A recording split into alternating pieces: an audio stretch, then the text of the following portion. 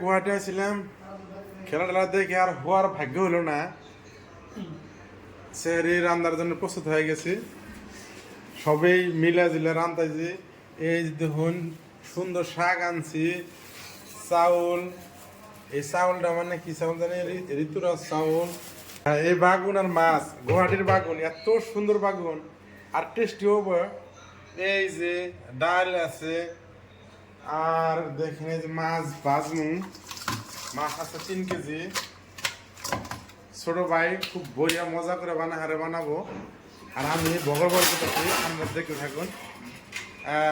সারা রাতের এরকম করে বানাবো আর কি, লাস্ট পর্যন্ত দেখাবো কি কি বানাই আমরা। তো গাইস ফাইনালি মাছ ভাজা আরম্ভ দিয়ে দিছি, রাস্তাইছি।